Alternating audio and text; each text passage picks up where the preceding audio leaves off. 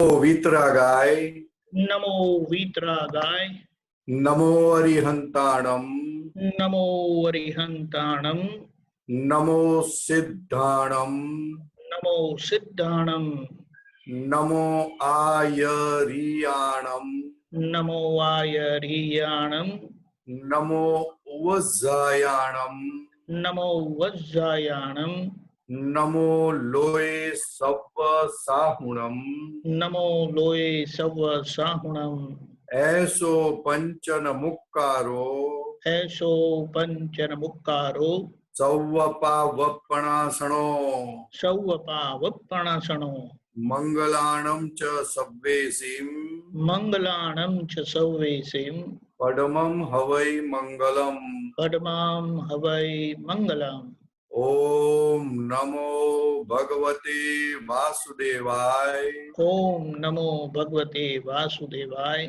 ओम नमः शिवाय। ओम नमः शिवाय। जय सच्चिदानंद। जय सच्चिदानंद। આત્માઓ કોઈને ક્વેશ્ચન છે?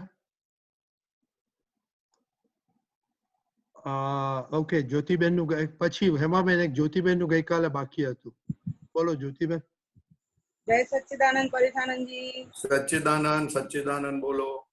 અચ્છા, સમભાવ અને વિતરાગતામાં ફેર શું છે? સમભાવ જી બિગિનિંગ છે અને વિતરાગતા પૂર્ણતા છે। અચ્છા, ખ્યાલ આવ્યો? હા સમભાવે નિકાલ કરતા કરતા કરતા સમતા ઊભી થાય ફળ સ્વરૂપે અને એનાથી વિતરાગતા ખુલ્લી થાય। વિતરાગતા પૂર્ણ દશાની વાત છે, સમભાવ બિગિનિંગની વાત છે। ઓકે, એટલે બંને સમભાવમાં પણ રાગ અને દ્વેષ નહીં અને વિતરાગમાં તો સંપૂર્ણ રાગ દ્વેષ નહીં। વિતરાગતામાં પૂર્ણતા પામે, આપણે રાગ દ્વેષને જીતી લઈએ, સમભાવમાં જીતવાની શરૂઆત થાય। જી જી જી, ખ્યાલ આવ્યો? હા હા હા, ઓકે, હા। અને બીજો ક્વેશ્ચન છે, પૂછું? હા બોલો બોલો। ઓકે, અચ્છા, આપણે આખા દિવસમાં જે કરીએ છીએ તે રાતે આપણે સામાયિકમાં બેસીએ છીએ તો એ વખતે છે ને પ્રતિક્રમણ અને પ્રત્યાખ્યાન પણ ભેગું થાય છે, એક્ઝેક્ટલી સામાયિક નથી રહેતો, એનું એ કેવી રીતે, શું રીઝન એનું? ચાલે ચાલે, બહુ સરસ। રાતે બેસો છો એ બહુ મોટી વસ્તુ છે અને દિવસમાં થયેલી ભૂલો જોવી એ બહુ જ મોટી વસ્તુ છે। પછી જે રીતે થાય પણ એ ચાલુ રાખજો, એ બહુ જ પ્રોગ્રેસ કરાવશે, જી, બહુ જ પ્રોગ્રેસ કરાવશે। Very nice, very nice, keep it up, keep it up. હા, વેરી નાઇસ, સચ્ચિદાનંદ। સચ્ચી। હેમાબેન, જય સચ્ચિદાનંદ। હા બોલો। હા, આજે જ પકડાયા છો। એટિકેટ એટલે શું અને એટિકેટ કેવી રીતે જાય? અને બીજો પ્રશ્ન છે મારો, આપણી ટેવો અને કુટેવો આપણને નડે છે એ કેવી રીતે જાય કે જોવાની? ફરીથી બોલો। એટિકેટ એટલે શું અને એટિકેટ કેવી રીતે જાય? દાદા કે છે મૂળ તમને આ એટિકેટો બધી નડે છે। અમારા અમેરિકામાં આવતા હતા દાદા, તારે એવું કહેતા એટિકેટો તમને નડે છે। અને બીજો પ્રશ્ન, આપની ટેવો અને કુટેવો। ટેવો અને કુટેવો, હા, અને શું ટેવો નહીં, બંને કેવી રીતે જાય? કેવી રીતે જાય? એ આપણને નડે છે, આપણા મોક્ષ માર્ગમાં એ બાધક કરતા છે। ઓકે, હવે એટલે પહેલી એની વાત, સેપરેટ રીતે કેવી રીતે જોવી પડે? એટિકેટ એટલે શું છે કે બાહ્ય દેખાવ। હવે હાર્ટીલી માણસને બાહ્ય દેખાવની જરૂર નથી। જેને મોક્ષે જવું છે તે આપણે ઇસ્ત્રીવાળા કપડા ના પહેરીએ અને ધોયેલા સરસ કપડા પહેરીને ઇસ્ત્રી વગરના જાય તો એને એટિકેટ ના કહેવાય, હાર્ટીલી કહેવાય। અને ઇસ્ત્રી વગરના પહેર્યા વગર પહેરીને જ જાય તો એને એટિકેટ કહેવાય। એટિકેટમાં શો બહુ કરે, ખ્યાલ આવ્યો? એટલે એ આપણને નડે, એક જાતનો દેહાધ્યાસ છે, બહાર બીજાને ઇમ્પ્રેસ કરવાનો।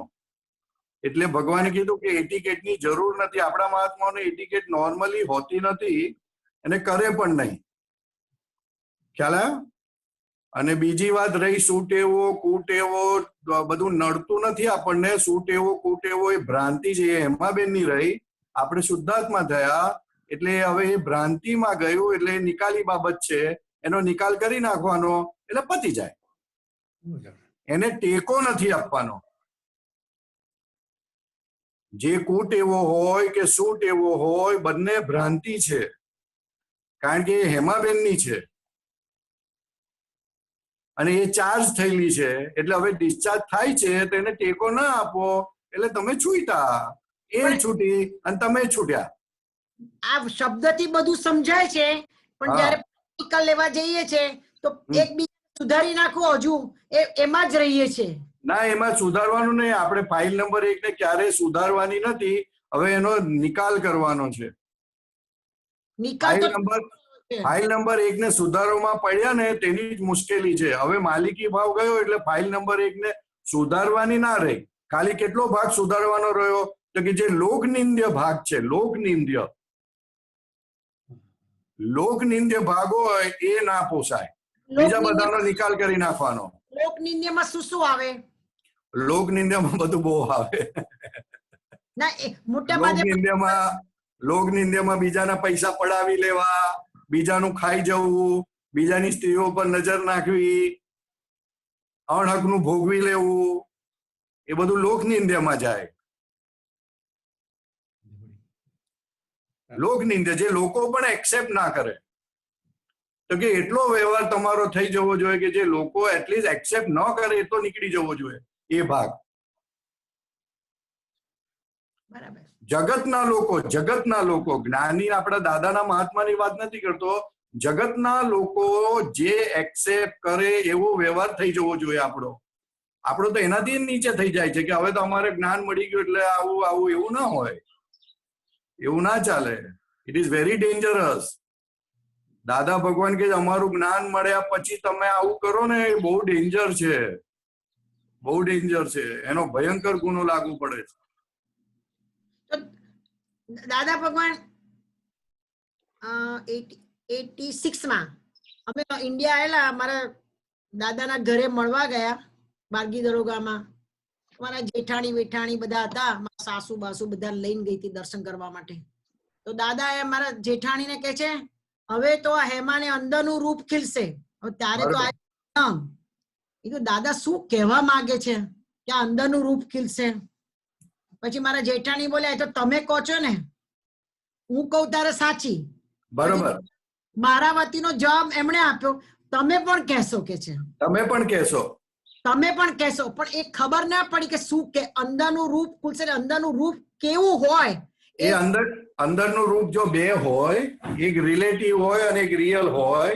રિલેટિવ ની અંદર કોઈને દુઃખ ના આપવાનો દ્રઢ થતું જાય, અને જેમ દ્રઢ થતું જાય તેમ બહાર વ્યવહારમાં એ આવતું જાય, તમારા વર્તનમાં આવતું જાય. એટલે એ પ્રતિબિંબિત થાય. એટલે એ દેખાય, એમને દેખાય એટલે એક્સેપ્ટ કરે કે બરાબર છે, એમાં કરેક્ટ થઈ ગઈ, એકદમ સરસ થઈ ગઈ. ખ્યાલ આવ્યો ને? હવે એ ક્યારે થાય તો કે જયારે તમને શુદ્ધાત્માની કિંમત સમજાતી જાય તેમ તેમ તમે બીજા સાથે દુઃખ આપવાનું ઓછું થતું જાય ઓટોમેટિક. કારણ કે બીજાને દુઃખ આપવાનો ભાવ જે છે તે જ તમને તમારા શુદ્ધાત્મામાં રહેવા નથી દેતું. એ 4 જાતના ભાવ છે, એ ભાવો નથી રહેવા દેતું. હા, એ આપણને આડે આવે છે. તિરસ્કાર, અહિંસક અને અભાવ અને પીડક ભાવ. એ દાદાએ મને લખાવડાયા હતા, હે દાદા મારો પીડાકારી. અને આપે સહી કરેલી મને યાદ છે. યસ. એ આ 4 ભાવમાં મનુષ્ય જીવે છે, પણ એ ભાવમાં ઇનબેલેન્સ થાય છે. કઈ વાંધો નહીં, આપણે માથાકૂટ એમાં પડવાનું નહીં, બહુ ડિટેલમાં નહીં જવાનું. હવે આપણે હેમાબેનને જોવાના. તમારા ઘરમાં કેટલો કચરો પડ્યો છે એટલું તમારી દ્રષ્ટિમાં આવ્યું એટલે એ કચરો એક દિવસ ખાલી થઈ જશે, પણ આપણી દ્રષ્ટિમાં આવવું જોઈએ. એને ચેન્જ કરવા ના જશો, ખાલી દ્રષ્ટિમાં આવવાની કિંમત બહુ છે.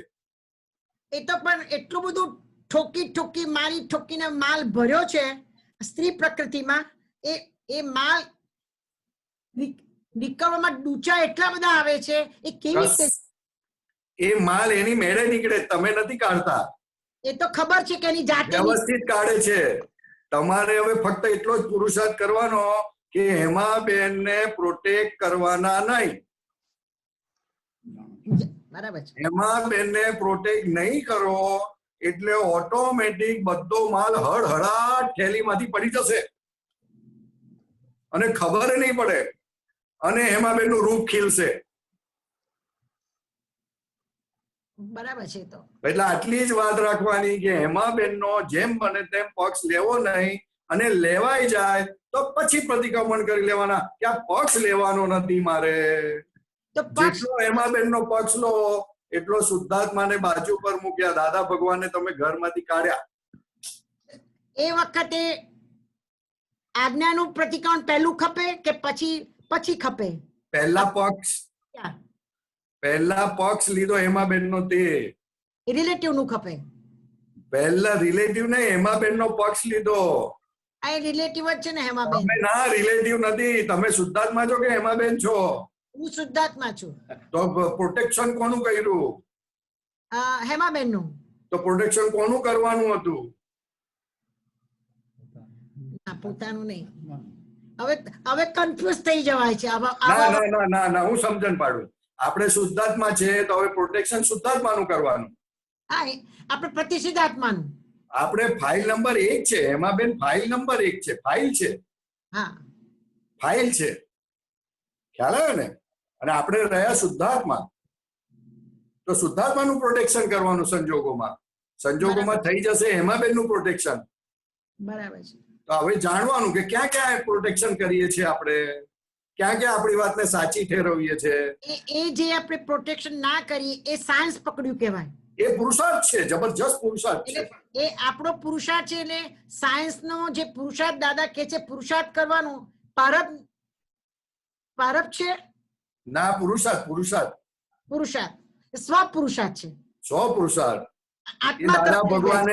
દાદા ભગવાને અમેરિકામાં ઘણા મહાત્માઓને લખીને આપ્યું છે કે ફાઇલ નંબર 1 નું રક્ષણ કરવું એ મોટામાં મોટો ગુનો છે. લખ્યું તો ખબર છે. હા, તરુબેનને લખીને આપેલું છે. મને ખબર છે.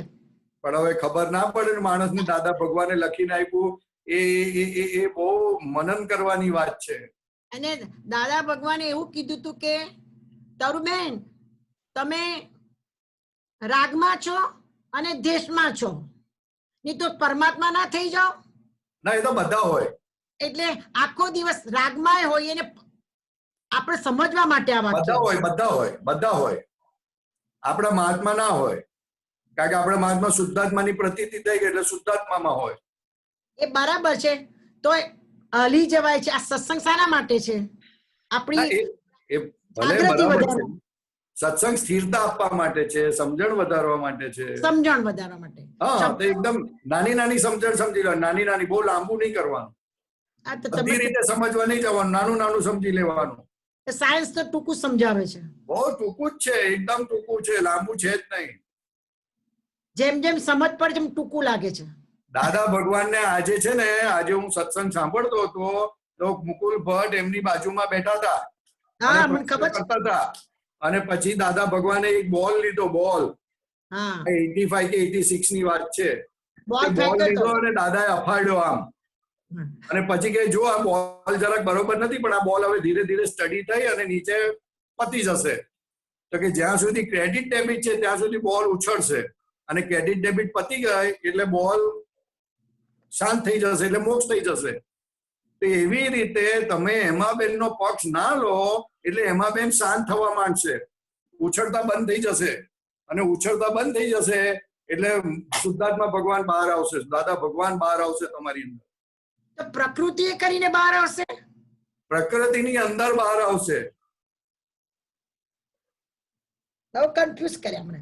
કઈ વાંધો નહીં. ચાલો બીજા પ્રશ્ન પૂછો. ઓકે. પૂર્ણિમાબેન.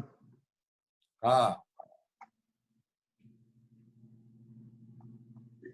પૂર્ણિમાબેન બોલો. જય સચિદાનંદ. જય સચિદાનંદ સ્વામીજી. જય સચિદાનંદ.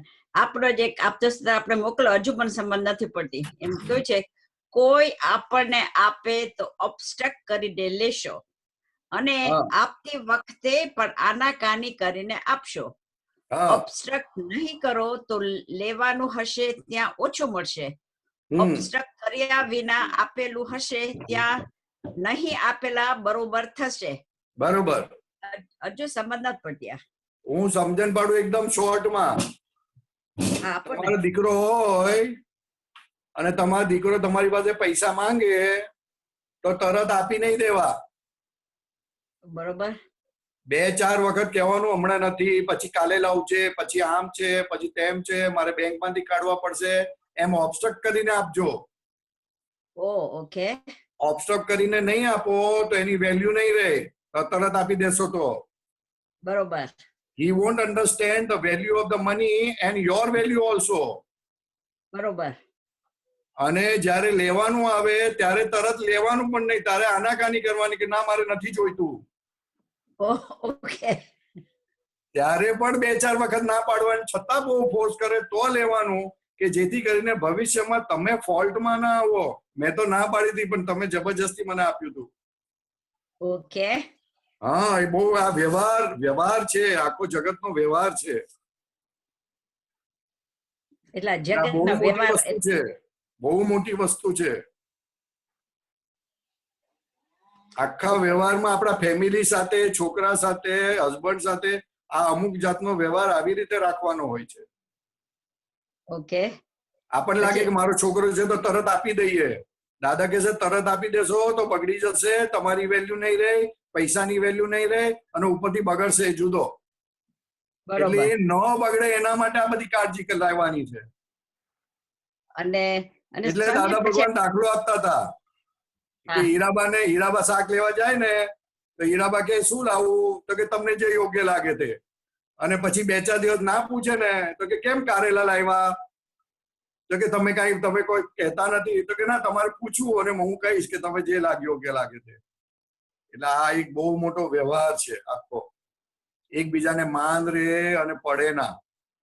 માણસ પડે ના એટલા માટે ખાસ આ બધો વ્યવહાર છે. કારણ કે માણસની કિંમત સરળતાથી મળી જાય આ કળિયુગની અંદર તો એ ફાટી જાય, અધોગતિ થાય એની. એટલે મહેનતથી મળે, તકલીફથી મળે એટલે એની કિંમત સમજાય, એટલે ફાટે ના. ઓકે. ઓકે. હા, બરોબર. જય સચિદાનંદ. જય સચ્ચિદાનંદ, જય સચ્ચિદાનંદ. પૂર્ણિમાબેન સુરેશ જૈન. જય હા સચ્ચિદાનંદ. બોલો. સચ્ચિદાનંદ બોલો. હા, જય સચ્ચિદાનંદ પરેશાનંદજી. હા બોલો. મારે પૂછવું હતું કે હમ. આપણે કર્મ ભાવથી બંધાય છે. હા એવું છે કે આપણા કર્મ કોઈ પડે છે ભાવથી પડે છે. હમ. તો આ ભાવ સહજે થાય છે કે ભાવને કરવા પડે છે? શું ભાવ? અવાજ બંધ થઈ ગયો. હા બોલો. હેલો. હા, ભાવ આપણે એક તો સહજ આવી જાય ને એક ભાવ આપણને કરવા પડે, એટલે કયા ભાવથી કર્મ બંધાય? પહેલી વાત કે હવે તમને કર્મ બંધાતા નથી એટલે ભાવથી મુક્ત થઈ ગયા તમે. આ તો પછી આ ઘડી ઘડી અંદર બહુ વિચાર આવે છે, નેગેટિવ આવે, કોઈ ક્યાં ને ક્યાં કેવા આવે, પછી એ શું કરવાનું એનું? એ તો કશું કરવાનું નહીં. જે થેલી લઈને જે શાક લેવા ગયા હતા, ટામેટા લીધા, રીંગણા લીધા, બટાકા લીધા ને પછી કાઢીએ તો પહેલા ટામેટા લીધા તો કેવા નીકળે ટામેટા? દબાયેલા હોય, ફાટી ગયેલા હોય. જે ભરેલું છે તે નીકળે છે. અચ્છા. એમાં તકલીફ શેની છે તમને? તો ત્યારે તમે એના ઓનર થાવ તો તકલીફ છે. તમે એના ઓનર નથી રહ્યા, હવે નિકાલ કરવાનો છે. અને નેગેટિવ જે આવે અંદર ઉભું નીકળે ત્યારે ખબર પડે કે આપણો કેવો અહંકાર છે, ગાંડો અહંકાર હતો કે લોકોને નેગેટિવ જ જોયેલું છે. બધું નેગેટિવ નીકળે તો ઉલટું બેસ્ટ વસ્તુ કહેવાય. બધો કચરો નીકળે છે. એમાં ભળી જવાય તો એવું લાગે છે ભળી જવાય તો પ્રતિક્રમણ કરવાનું, નક્કી કરવાનું કે હવે નથી ભળવું. પૂર્ણિમાને કોઈ વાત સાંભળવી નથી મારે હવે. તું ગમે તેટલું મને પટાવે, ગમે તેટલું આમ તેમ કરે, પણ મારે હવે તારી વાત સાંભળવી નથી. તારી વાત સાંભળીને તો મારે ભટકવું પડ્યું હવે.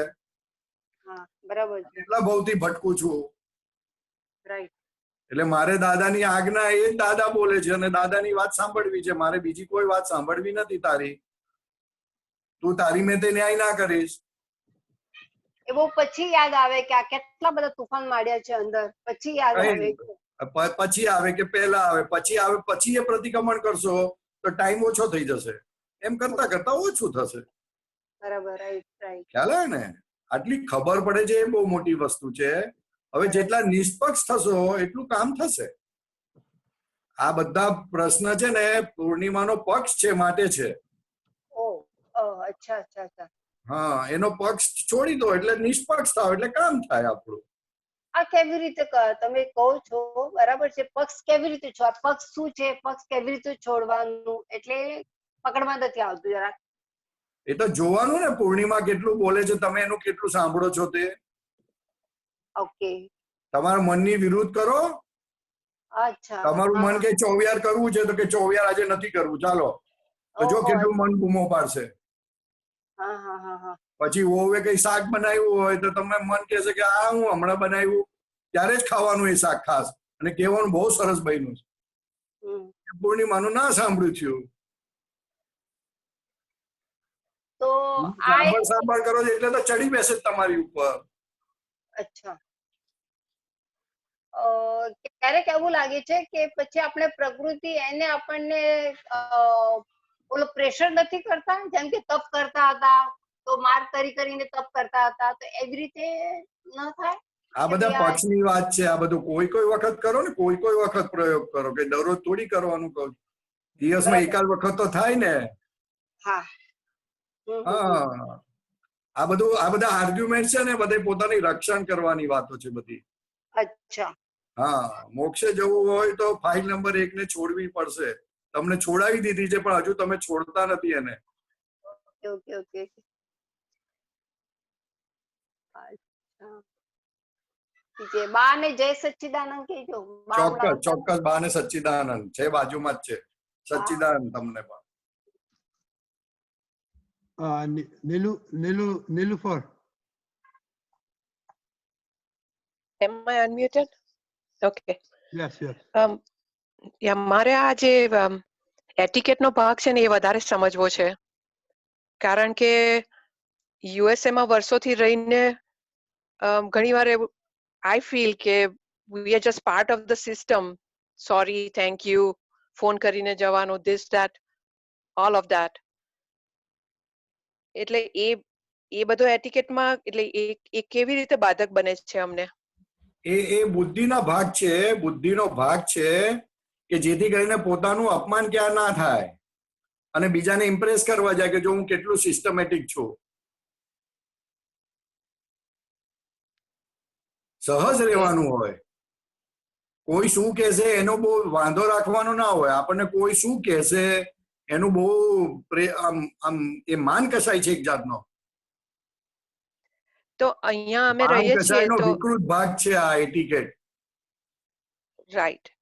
હા, એ વાત હું સમજી, but being part of the system here અમારી ડેલી લાઈફમાં એ હવે એકદમ પાર્ટ ઓફ ધ થઈ ગયું છે કે હાઉ આર યુ પૂછવાનું પેલાને ને કઈ એવું when somebody asks you how are you કે એ લોકોને ખરેખર જાણવું નથી હોતું how are you.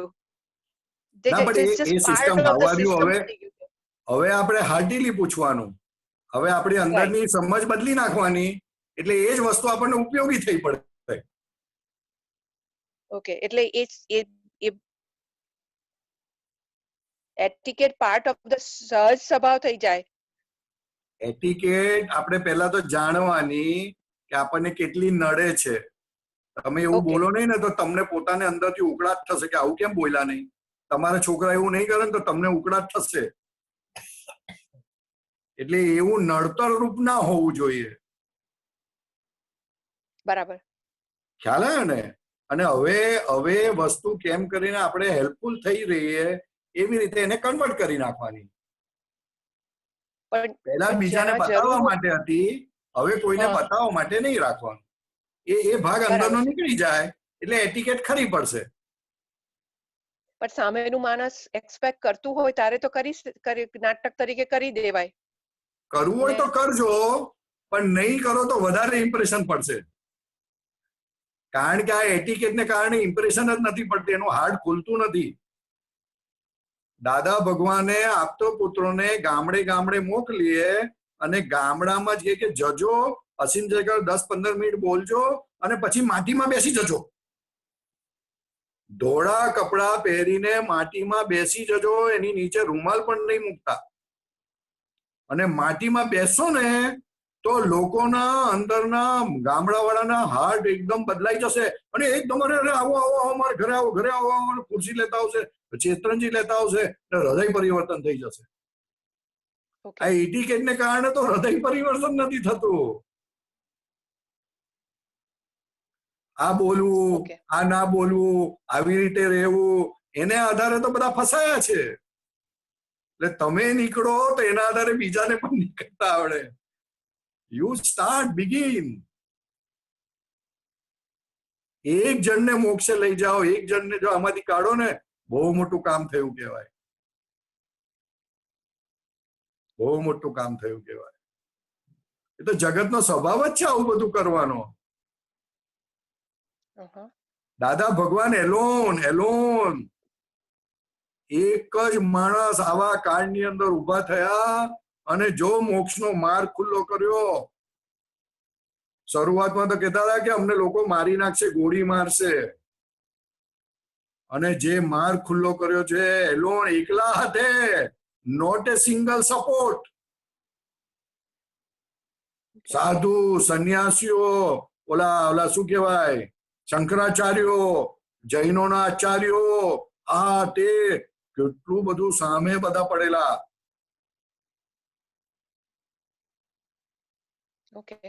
એકલા હાથે મોક્ષ માર્ગ ખુલ્લો કર્યો, તમને ત્યાં આવીને પમાડ્યા. એ જેવી તેવી વાત છે સાહેબ, બહુ ગજબની વાત છે. એટલે જેમ દાદાની વાત સમજશો તેમ એટિકેટ નીકળી જાય. એટિકેટ બાધક છે, બહુ બાધક છે, બહુ બાધક છે. ફાઇલ નંબર 1 ને જકડી રાખે, ખુલ્લી ના થાય. It doesn't open. જેમ નાના છોકરા સાથે કચકચ બહુ કરીએ ને, તે છોકરો ઓપન ના થાય. એવું ફાઇલ પ્રકૃતિની ફાઇલ ખીલે ના. જેમ સહજ થાય તેમ પ્રકૃતિ એકદમ ખીલી ઉઠે. એટિકેટથી પ્રકૃતિ ખીલે ના.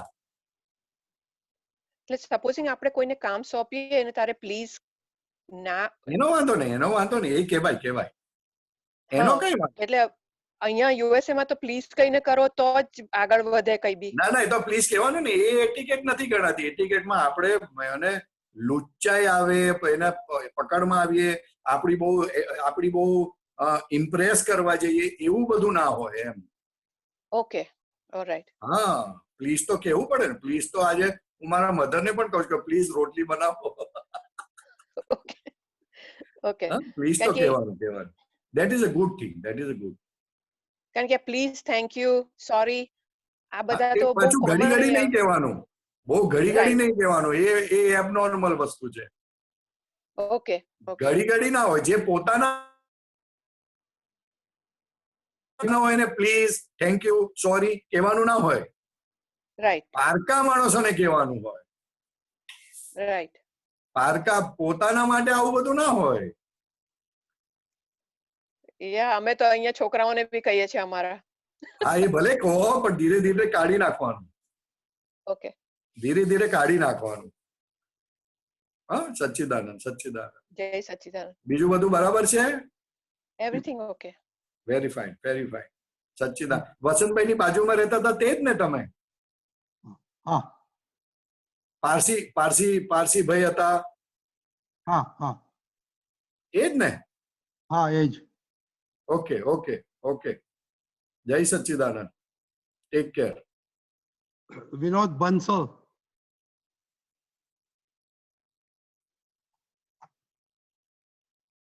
हाँ विनोद बोलिए। जय सच्चिदानंद।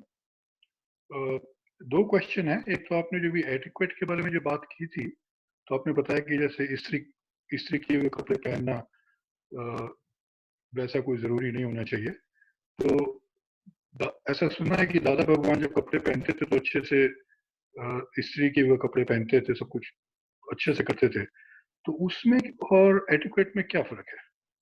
एक तो ये समझ में प्रश्न है नहीं आया, आपका प्रश्न समझ में नहीं आया। जो आपने पहले आई थिंक पूर्णिमा बहन जब क्वेश्चन पूछ रही थी एटिक्वेट के बारे में, एटिकेट, एटिकेट, हाँ जी, तो आपने बताया था कि जो इस्त्री करके कपड़े पहनते हैं वो भी एक एटिकेट की निशानी है।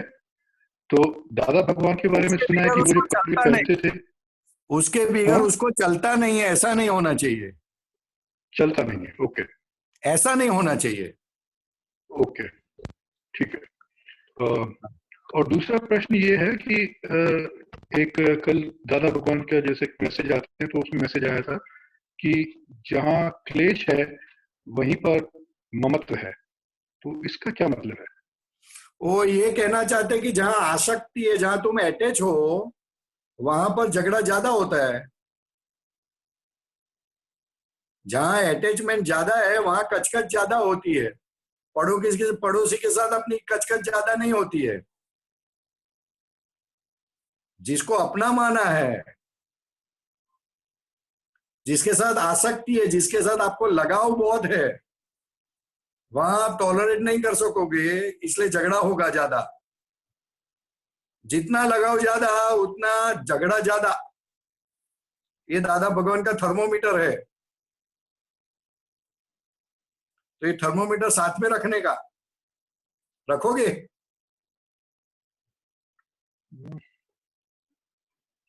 सुनाई देता है बात? हाँ बात सुनाई देती है। तो ये जो लगाव है ये फाइल नंबर 1 के साथ लगाव की बात है या फाइल नंबर 2, 3, 4 के साथ की लगाव? दोनों के साथ, दोनों के साथ, दोनों के साथ, दोनों के साथ। फाइल नंबर 1 पे ज्यादा लगाव है, इसलिए फाइल नंबर 2 पे ज्यादा लगाव आ जाता है। फाइल नंबर 1 से लगाव, फाइल खाली समझाने, फाइल नंबर 1 को फाइल समझाने तो सब लगाव एकदम नॉर्मल हो जाएगा। फाइल नंबर 1 को फाइल के हिसाब से आप जितना समझोगे उतना समझ लेना अपना काम बन गया, कल्याण हो गया अपना। हमने फाइल नंबर 1 को फाइल नहीं मानते, हम बोलते हैं, लेकिन हमारे जो समझ में आना चाहिए वो समझ में नहीं आता है साहब। तो वो समझ बताइए, क्योंकि वो प्रॉब्लम है कि मुझे सुना है कि जो ऐसा सुना है जैसे आप बता रहे हैं कि जब उसको फाइल की तरह समझेंगे तो काम बन जाएगा। बहुत तो मजा आएगी आपको बहुत मजा आएगी। अब तो आप समझाइए उसको कैसे फाइल की तरह समझें। अरे वो पिज्जा खाने का मन करता है ना कभी कभी, जी, तो उठा के ले जाता है अपने को, तो देखने का कि फाइल नंबर कैसी है कि अपने को उठा के लेके गई। और वो देखा होगा, तो जब फाइल नंबर 2 बोलेगी कि पिज्जा खाने जाना है, तब आपको आपकी दिखाई देगी कि वो फाइल नंबर 1 भी ऐसा करती है।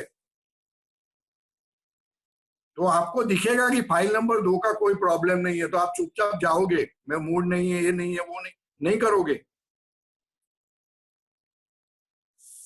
फाइल नंबर 1 कहाँ बहाना निकालती है, कहाँ झूठ बोलती है, ये सब देखने का, देखोगे तब मालूम पड़ेगा फाइल है कैसा अपना प्रोटेक्शन करती है, कैसे अपने अपने अमुक अच्छे व्यवहार नहीं है उसको ढांक देती है। वो खाली जानो, जानने के बाद बहुत मजा आएगी। फाइल कभी कभी गुस्सा हो जाती है, तो अपन बोले शांत रोने, तो भी वो नहीं शांत नहीं रहूंगा ऐसा करती है वो। तभी समझने का कि ये फाइल है। हम बोलते हैं उसको कि तू शांत रहो, फिर भी वो शांत नहीं होती है, उसका मतलब ही वो फाइल है। फाइल जानोगे ना, बहुत मजा आएगी, आप हंसोगे, आप खुश हो जाओगे, एक टेंशन नहीं रहेगा, आनंद आ जाएगा। क्योंकि फाइल कब जानोगे, जब आप उससे थोड़ा अलग हो जाओगे। सेपरेशन होना चाहिए, सेपरेशन नहीं है, इसलिए खाली फाइल बोलने का है, लेकिन फाइल मानते नहीं है उसको। फाइल 2 को मानते हैं, क्योंकि उसको क्यों मानते हैं, क्योंकि वो अपने हिसाब से चलती है, इसलिए अपने हिसाब से नहीं चलती है। तो फाइल नंबर 1 कौन सी अपने हिसाब से चलती है, फाइल नंबर 1 भी अपने हिसाब से नहीं चलती है, वो जानने का है। ख्याल में आई बात थोड़ी बहुत? तो जब ऐसा समझ में आएगा कि फाइल नंबर 1 अपने हिसाब से नहीं चल रही है तो जब ऐसा एक्सपीरियंस में आएगा कि फाइल नंबर 1 अपने हिसाब से नहीं चलती है, हाँ, तो वो फाइल की तरफ, तो फाइल के साथ तब वो फाइल की तरफ समझ में आएगी। समझ में नहीं आया તો ફાઇલની સાથે સમજમાં આવે એવું ખબર પડે તો શું બોલીએ વિનોદભાઈ. એ ફાઇલ છે એવું સમજમાં આવશે ત્યારે, તે એ ફાઇલ જ છે એવું સમજમાં આવશે ત્યારે. હા તો શું પણ એ જે ફાઇલ પોતાના ઈચ્છા પ્રમાણે ના ચાલે ત્યારે એ ફાઇલ છે તેવું સમજમાં આવે. હા તો બેસ્ટ કામ થઈ જાય ને. હા, એ જ કન્ફર્મેશન કરવા પૂછું. એટલે એના આધારે સેપરેટ થઈ જવાય. એના આધારે સેપરેટ થઈ જવાય ત્યારે ખબર પડે કે આ મારું સ્વરૂપ ન હોય, હું જુદો છું આનાથી. व्यवस्थित के ताबे में है, है व्यवस्थित के ताबे में है, व्यवस्थित के ताबे में है। और आप सेपरेट हो जाओगे, मेन बात तो आप फाइल के साथ सेपरेट हो जाओगे, और सेपरेट होने में वो जो आनंद आएगा ने, अद्भुत साहब, आप वर्णन नहीं कर सकते। और ऐसी ऐसी गलतियां दिखेगी, ऐसी ऐसी गलतियां दिखेगी, आप गलतियां देखने से आनंद होगा, खुश हो जाओगे, कहना पड़े अरे रे रे क्या बात है, क्या बात है, अपन ऐसे ऐसा करते हैं जो कभी देखने में ही नहीं आया। सब निकल जाएगा, सब रोग निकल जाएगा साहब।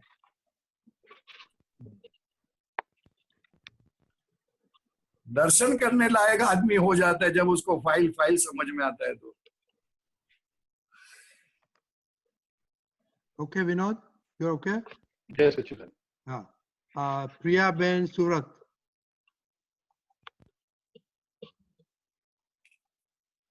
તારી ફાઇલ ચેમ્બર વાળી આવશે. જય સચ્ચિદાનંદ. જય સચ્ચિદાનંદ, બોલો.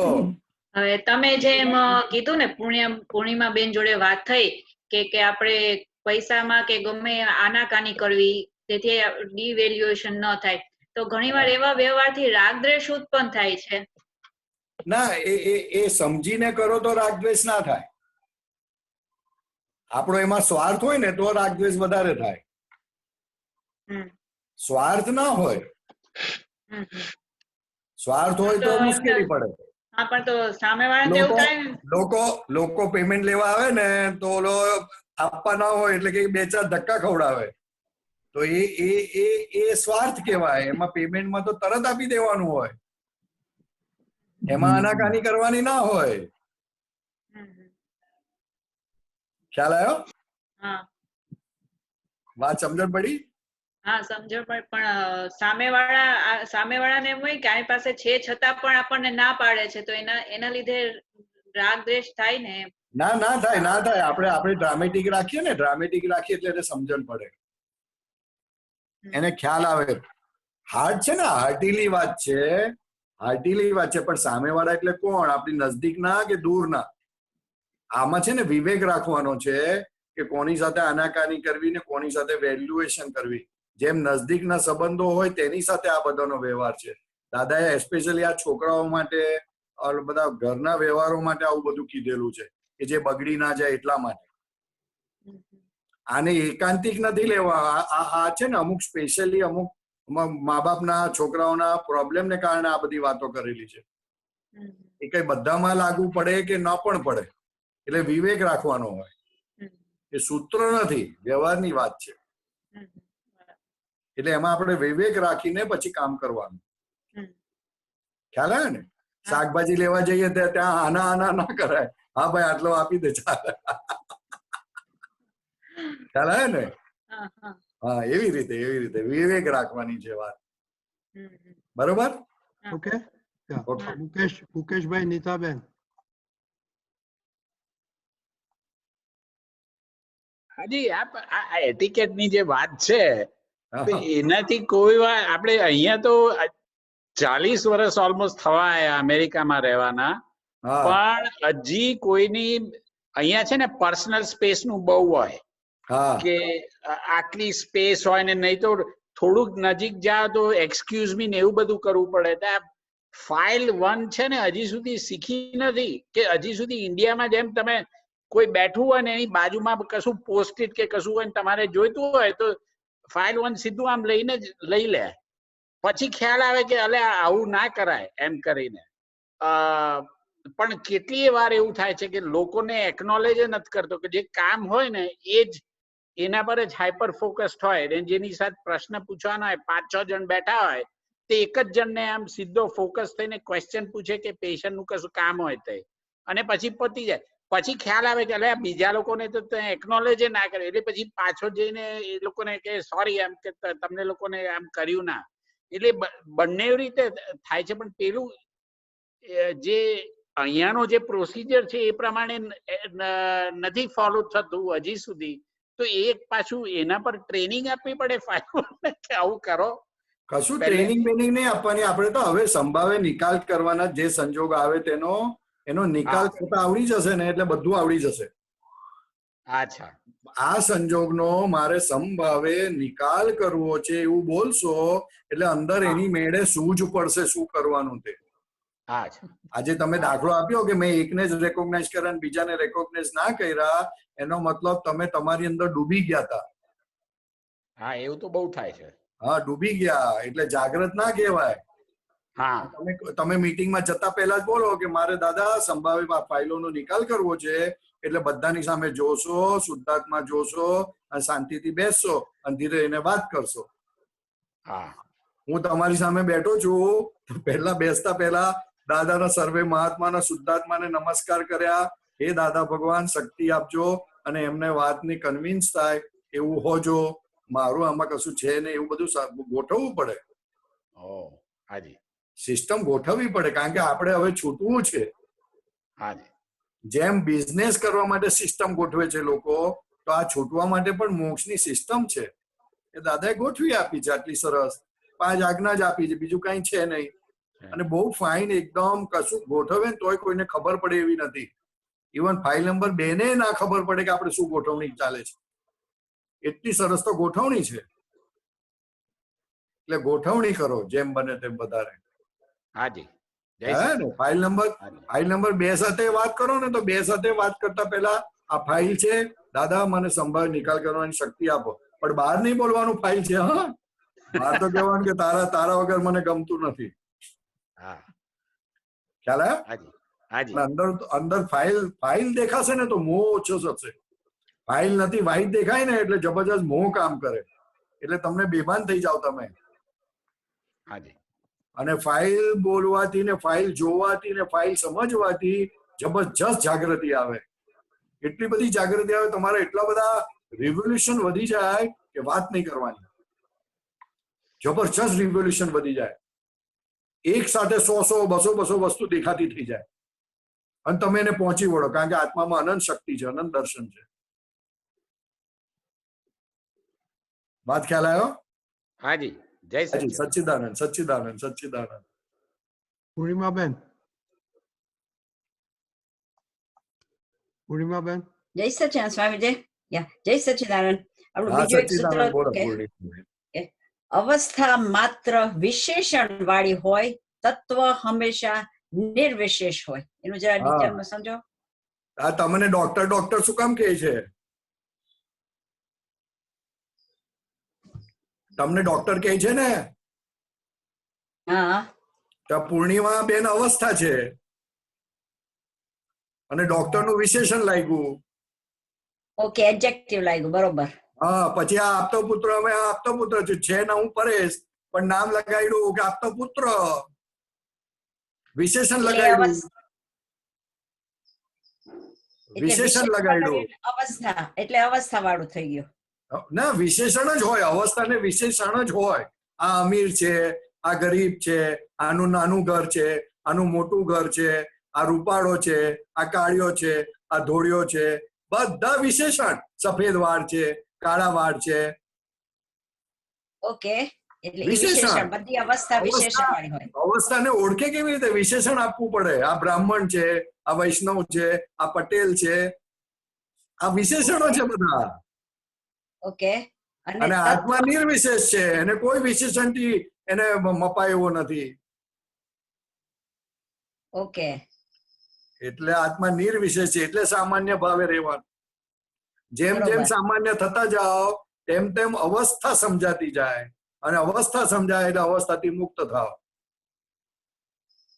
પણ માણસ હંમેશા પોતાની સ્પેશિયાલિટી કરવા રહેતા વગર રહેતો નથી. હું સારો સત્સંગ કરું છું, હું સારું મેનેજ કરું છું, હું પેશન્ટને સારું જોઉં છું, બધા પોતાની સ્પેશિયાલિટી કરવા જાય. પૂતગલનો સ્વભાવ જ છે સ્પેશિયાલિટી. અહંકારનો સ્વભાવ જ છે સ્પેશિયાલિટી કરવાનો. એટલે એને વિશેષણ લાગુ જાય. એટલે ત્યાં જાગૃત રહેવાનું.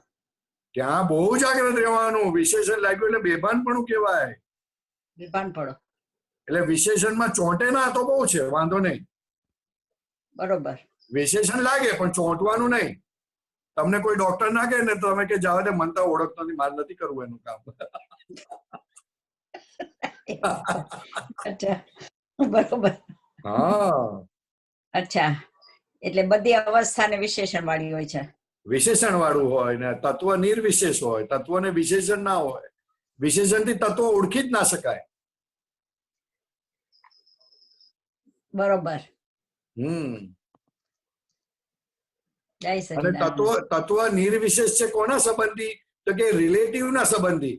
અવસ્થાને અનુલક્ષીને કીધું છે કે અવસ્થામાં જે વિશેષણ છે તેવા વિશેષણ તત્વમાં નથી. બરોબર.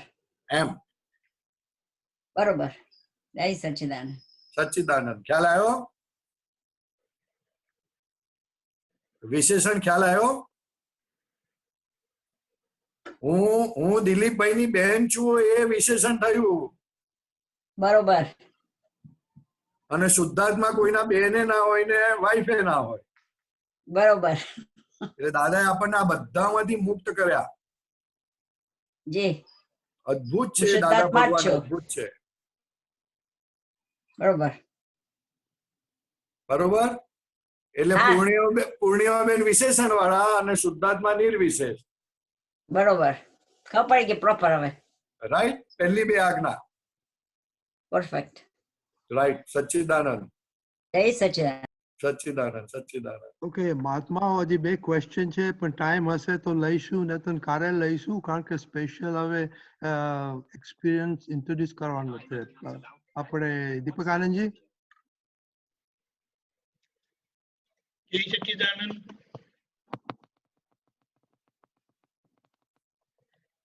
જે રીતે આપણને કીધેલું કે જે દાદાને મળ્યા નથી કે જે દાદાને પણ મળ્યા છે, એ જ્યારે આપણે એમનો અનુભવ સાંભળીએ, આ આપતપુત્રો એમને જે સ્વાધ્યાય કર્યો છે અને સ્વાધ્યાયની જ છણાવટ થાય છે એટલે આપણને લાભ થાય છે. એટલે આ વ્યવસ્થામાં કુદરતી રીતે મને અહીંયા આવવાનું થયું. તે જે બધાને હું સાંભળું છું, હું તો બહુ મજા કરું છું. 2020 ની ડાયરી ભરાઈ ગઈ, જસ્ટ ફોર ઇન્ફોર્મેશન.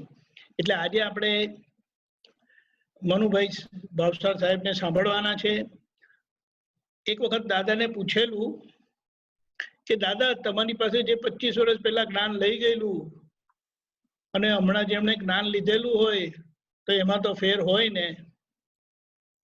સામાન્ય રીતે આપણને એમ જ લાગે ને, હોય ને. 25 વર્ષ ક્યાં અને આ 2 વર્ષ ક્યાં? ત્યારે દાદાએ બહુ સ્પષ્ટતાથી કીધું, કેટલા વર્ષો કાઢ્યા એ જરૂરી નથી,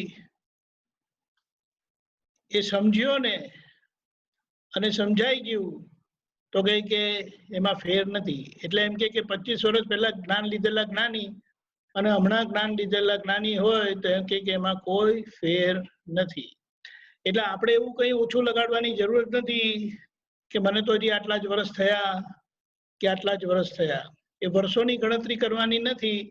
આપણે કેટલી આજ્ઞા પાડી, આપણે કેટલું દાદાને સમજ્યા, એની કોઈ માપે કાઢવાનું નથી, પણ મૂળ વાત સમજવાની છે કે આ વિજ્ઞાન મળેલું છે. કદાચ એવું બને કે કોઈને એક નાનો યોગ ના થયો હોય, પણ મહાત્માનો પરિચયમાં, આપતા પુત્રના પરિચયમાં આવીને એમને આ જે સમજાયું હોય, તો કદાચ એને શુદ્ધાત્માનું જ્ઞાન નહીં હોય, પણ એને જે સમજણ પડે છે આખી વ્યવહાર વિજ્ઞાનની, અને એ જે ગોઠવણીથી જીવે છે, એને ઘણા બધા પરિણામ આપે છે. એનો વ્યવહાર એટલો બધો નોર્મલ અને ફ્રિક્શનલેસ થઈ જાય છે, ક્લેશ વગરનો થઈ જાય છે. એ મહત્વનું છે. એટલે પોતાની જાતને ક્યારેય કહેતા નહીં આમ કે આમ, આટલા વર્ષ કે અહીંયા કે ત્યાં. આ જ્ઞાન મળ્યું છે, આ સત્સંગ મળ્યો છે, મહાત્માનું ટોળું મળ્યું છે, આપતપુત્રો મળ્યા છે, તો હવે એની પ્રગતિ માંડવાની છે આપણે.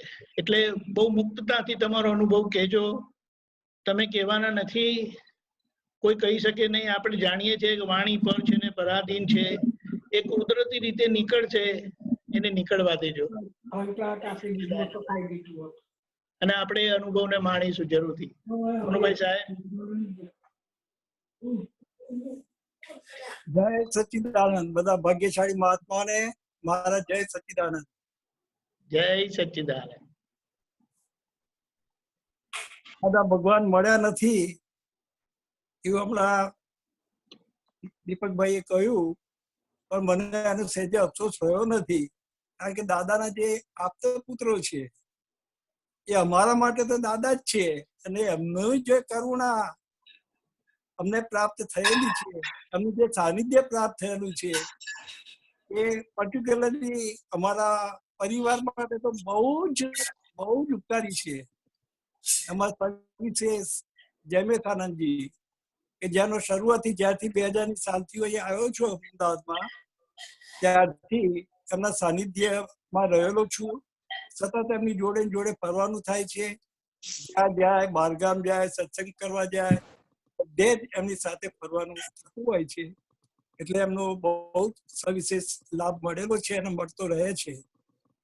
મને જ્ઞાન 1998 ડિસેમ્બરની 15મી તારીખે હિંમતનગર મુકામે મળેલું.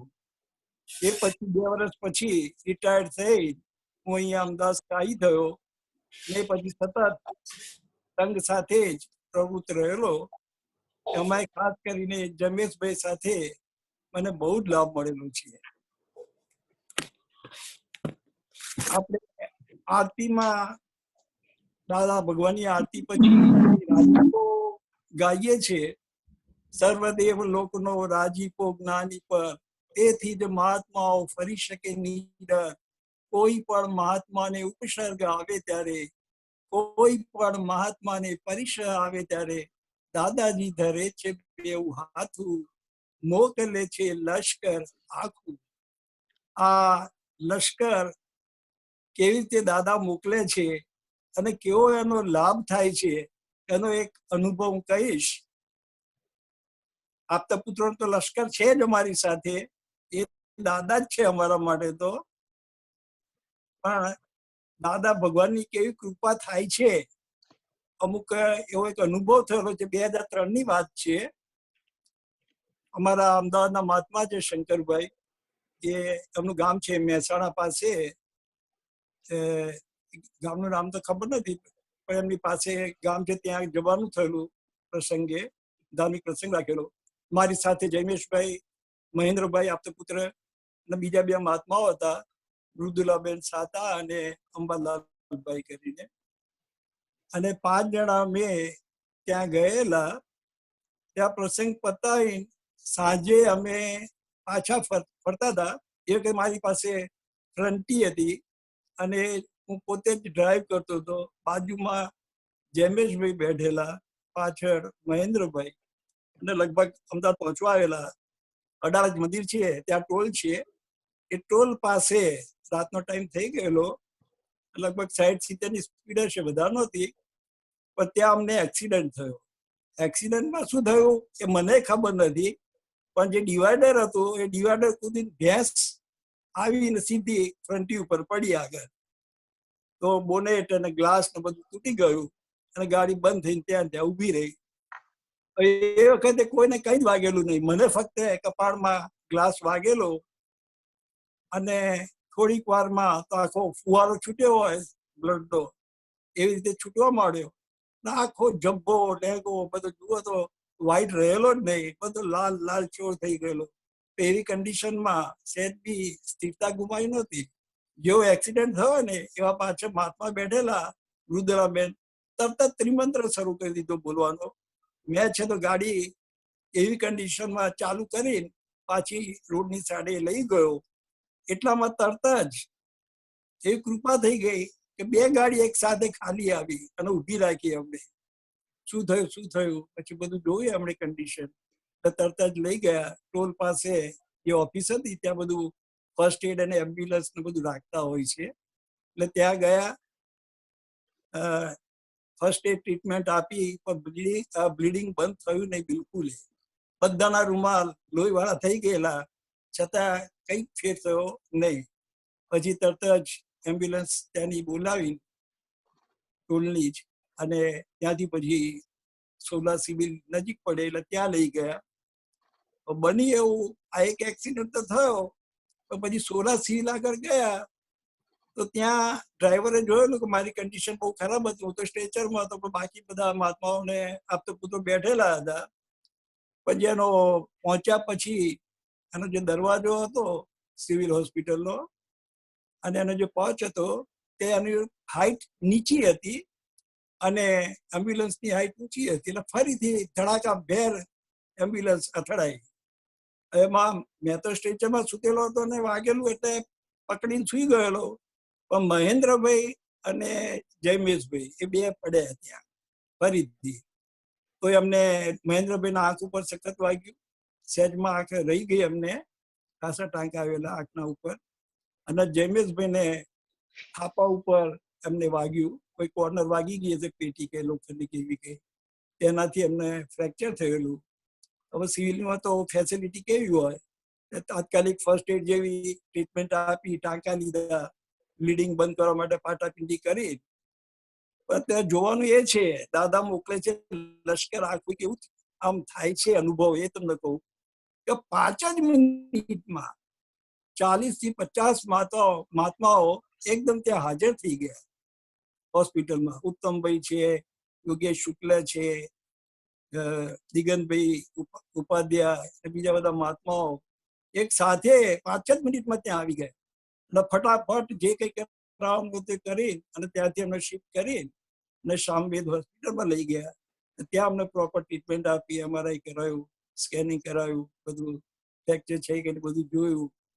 મારો સન બી હતો, એને પહેલા ફોન કરી દીધેલો એટલે એ પણ ત્યાં અગાઉથી પહોંચી ગયેલો. અમે હોસ્પિટલ પહોંચીએ ત્યાં પહેલા.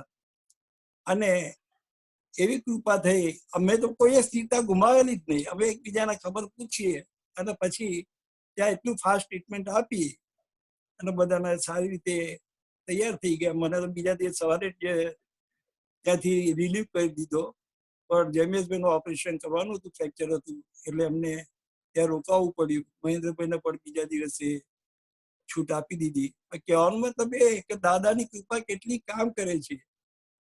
વિધિના ફ્રિક્શન એટલી બધી મદદ મળી ગઈ કે આમ કલ્પના ના કરી શકો તમે. એને તો જનરલી એક્સિડન્ટ થાય તો આપણને કોઈ ઉભાય ના રહે ત્યાં મદદ કરવા માટે, એવી દશા હોય છે. આ એક અનુભવ હતો એનો. બીજો, સવારે આપણે જે નિત્ય વિધિ કરીએ છીએ એનો કેવો પ્રભાવ હોય છે અને એનું આશ્ચર્ય જુઓ એ વિધિનો કે આપણા સમાજમાં કોઈ પણ પ્રસંગ હોય, ક્રમિકમાં શું હોય કે લગ્ન હોય તો એની વિધિ જુદી હોય, વાસ્તુ હોય તો એની વિધિ જુદી હોય, કોઈનું મરણ થયું હોય તો એની વિધિ જુદી હોય, કોઈનું નામકરણ હોય તો એ વિધિ જુદી હોય. આપણા ક્રમમાં શું, એક જ વિધિ. એ પછી બાળક જન્મ્યો હોય, એનું નામકરણ હોય, શ્રીમંત વિધિ હોય, લગ્નમાં થયેલા હોઈએ કે મરણ વિધિ હોય, બધામાં એક જ વિધિ. એ વિધિનો પ્રભાવનો એક અનુભવ તમને કહું કે અમારા મહાત્માના એક માસા એક્સપર્ટ થઈ ગયેલા. એ રાત્રે મારા ઉપર ફોન આવ્યો કે મારા માસા એક્સપર્ટ થઈ ગયેલા છે અને સવારે 4 વાગે જમેશભાઈને લઈને આવવાનું છે અને ત્યાં વિધિ કરવાની છે. હવે એ માસા જે એક્સપાયર થઈ ગયેલા એમનું તો જ્ઞાન લીધેલું નહીં, પણ એમની માસીએ જ્ઞાન લીધેલું આખા ફેમિલીમાં. અને એમ જેનો ફોન આવ્યો હતો એમના પરિવારે જ્ઞાન લીધેલું. પછી એમના કયા પ્રમાણે સવારે શાર્પ અમે 4 વાગે જેમ્સને લઈ અને એમના ઘરે પહોંચી ગયા. હવે મારા ઉંમરે બહુ હતી નહીં, જે એક્સપાયર થઈ ગયેલા એ 50ની આસપાસ હશે બધાની. હવે એ ફેમિલીમાં વાતાવરણ કેવું હોય એવી કન્ડિશન, અને બધાના ફેસ કેવા હોય, અશ્રુથી ભરેલા, લોકો ચાલતી હોય. પછી જયમેશ બી આવ્યા, વિધિ બોલાવી, મંગલાચરણથી માંડી તો છેક આરતી સુધીની લગભગ 1.5 થી પોણા 2 કલાક સુધી પિન ડ્રોપ સાયલેન્ટથી આખી વિધિ કરાવી. અને જે એનો પ્રભાવ છે એ મેં જે અનુભવ્યો છે ત્યાં આ વિધિનો, એ રોકાકર તો બંધ થઈ ગઈ, પણ બધાનો આખો મોઢા પરનો હાવભાવ બદલાઈ ગયો. બધા જાણે મરણોત્સવ ઉજવવાનો થયો હોય તો આખો ઉત્સવમાં ફેરવાઈ ગયો આખો એ પ્રસંગ. અને કોઈએ જ્ઞાન લીધેલું નહીં એમના પરિવારે, છતાં બધા વારા ફરતી આવી આપતો પુત્ર શ્રી જયમેશાનંદજીને સાક્ષાત દંડવત પ્રણામ બધાએ કર્યા. એટલે આ જુઓ વિધિનો આપણા દાદાની જે વિધિ થાય છે રેગ્યુલર, અને કેવો પ્રભાવ પડતો હોય છે. એ આ એક આવા તો ઘણા ઉદાહરણ છે, કારણ કે દરેક પ્રસંગોમાં મારે તો એમની સાથે જવાનું થાય જ, અને બધામાં અનુભવ થયેલો છે કે એનો પ્રભાવ બહુ જ સરસ પડતો હોય છે. પછી બેસણું હોય, લગ્ન હોય કે કોઈ બી પ્રસંગ હોય, વાસ્તુ હોય, જીવનચર્યા હોય, કંઈ પણ હોય, આ રીતે બહુ જ પ્રભાવશાળી ઐશ્વર્ય વાળો આ વિધિ છે. જય સચ્ચિદાનંદ. જય સચ્ચિદાનંદ. જય સચ્ચિદાનંદ. બહુ સરસ. આના પરથી આપણને ખબર પડે કે આ દાદાનું વિજ્ઞાન કેવી રીતે કામ કરે છે. અને એક વાત જે મને સમજાય છે કે જ્યાં સુધી છેલ્લા મહાત્મા જીવંત છે, હાજર છે, ત્યાં સુધી એ દાદા ભગવાનનું વિજ્ઞાન જીવતું રહેશે અને દાદા જીવતા રહેશે. દેહ કરીને નથી, જેમ દાદા કીધું કે અમે હોઈએ ત્યારે સ્થૂળ છે, અમારા ગયા પછી સૂક્ષ્મમાં જજો. એટલે આ જે બધા આપણને અવસર મળે છે સૂક્ષ્મમાં જવામાં, દાદા ભગવાન એટલે જે વયોવૃદ્ધ જ્ઞાન છે, જે છેલ્લું જ્ઞાન છે, જે આપણને મોક્ષે લઈ જાય એવું વિજ્ઞાન છે, એ દાદા ભગવાન સ્વરૂપે યશ નામ સાથે પ્રગટ થયેલું છે. અને આપણે બધા એનો લાભ લઈએ છીએ. એટલે આવી રીતે રોજ બીજા મહાત્માઓને આપણે આમંત્રિત કરીશું અને એમના અનુભવનો આપણે લાભ લઈશું. જય સચ્ચિદાનંદ. ખૂબ ખૂબ આભાર ભાવસાર સાહેબ. જય સચ્ચિદાનંદ. આપણે પરેશાનંદજી છે? પરેશાનંદજી? હા પરેશાનંદજી. હા બોલો. હા, તમને ટાઈમ થઈ ગયો છે, પણ 1 મિનિટ તમારો થોડો એક્સપિરિયન્સ કહેજો અને પછી 3 મંત્ર બોલાવો. શેનો એક્સપિરિયન્સ?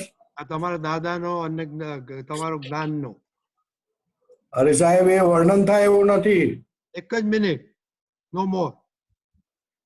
1 મિનિટમાં હું બસ એટલું જ કહેવા માંગુ છું કે વ્યવસ્થિત શક્તિ જબરજસ્ત કામ કરે છે અને આપણને વ્યવસ્થિત શક્તિ ચલાવે છે. અને એનો દાખલો આપવો હોય તો એ જરાક દાખલામાં 10 મિનિટ થાય એવી છે, બીજી કંઈક વખત આપીશું. પણ વ્યવસ્થિત શક્તિ કરે છે, આપણું વ્યવસ્થિત શક્તિ ચલાવે છે, એ દાદા ભગવાન કહી ગયા છે. એના પર ખૂબ ખૂબ ખૂબ આપણે કોન્સન્ટ્રેટ કરવા જેવું છે. મારું તો વ્યવસ્થિત શક્તિ ચલાવે છે, પૈસાથી લઈને બધું વ્યવસ્થિત શક્તિ ચલાવે છે.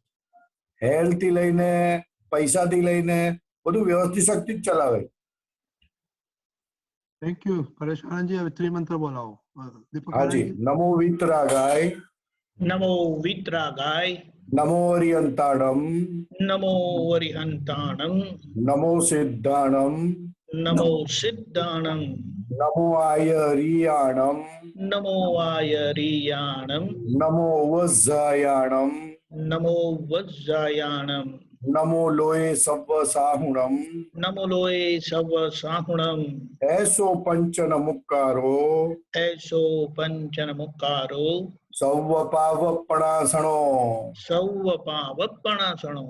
મંગલાણમ ચ સવ્યેસીમ મંગલાણમ ચ સૌવેશીમ પદ્મમ હવૈ મંગલમ. પદ્મમ હવૈ મંગલમ. ઓમ નમો ભગવતે વાસુદેવાય. ઓમ નમો ભગવતે વાસુદેવાય. ઓમ નમઃ શિવાય. ઓમ નમઃ શિવાય. જય સચ્ચિદાનંદ. જય સચ્ચિદાનંદ.